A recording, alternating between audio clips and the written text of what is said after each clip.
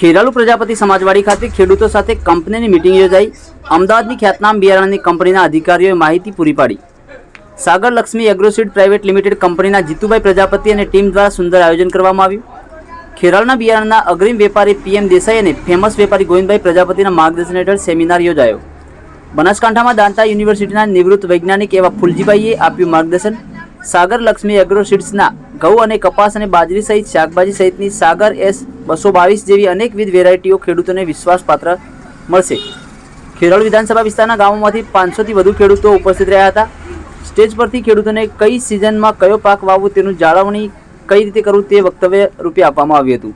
Media સમક્ષ company તરફે જીતુભાઈ પ્રજાપતિ અને વેપારી એવા રાજકીય નિષ્ણાત ગોવિંદભાઈ પ્રજાપતિ અને ખેડૂત એવા ડભાડના કુક્ષી દરબારે વિગતો આપી હતી।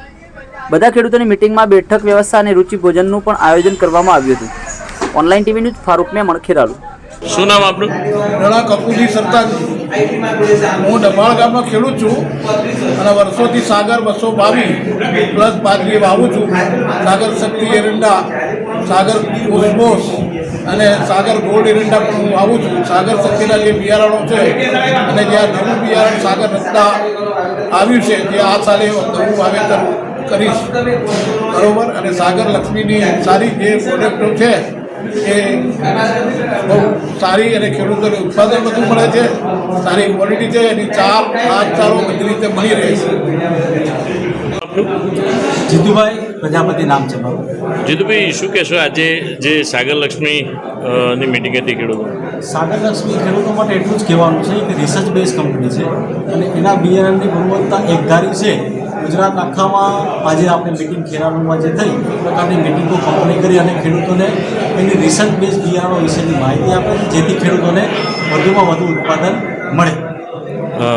કઈ કઈ બિયારણની જાતો આપનું? બિયારણમાં અમારે સાગરમાં બાજરીમાં 222 પ્લસ અને નવી વેરાયટી 2 વર્ષથી કંપનીએ મૂકેલી છે તે ખૂબ સારું ઉત્પાદન આપે છે। સાગર રત્ના અને એરંડામાં છે એ સાગર શક્તિ વર્ષોથી ખેડૂતોની જાણીતી છે અને સાગર કોસ્મોસ આ વેરાયટી આ વિસ્તારમાં ખૂબ ચાલે છે અને ખેડૂતો ખૂબ પસંદ કરે છે। તો એ અત્યારની સિઝનમાં જે આ બિયારણો નું વાવેતર કરવાનું હોય છે સંદર્ભે અત્યારે રાયડાની કાપણી ચાલુ રહી છે અને અત્યારે ઉનાળુ બાજરીનું વાવેતર અને ઉનાળુ ઘાસચારાનું વાવેતર થવા જઈ રહ્યું છે।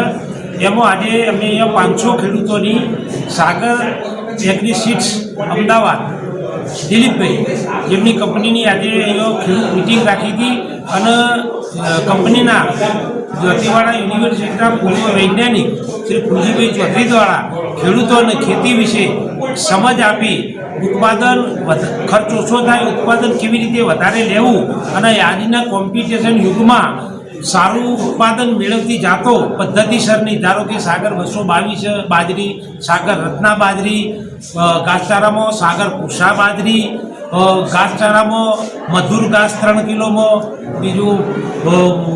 બીજું પણ ઘાસ કંપની જુદી જુદી પ્રકારના ઘાસો પણ ઘાસચારા માટે પણ આપે છે।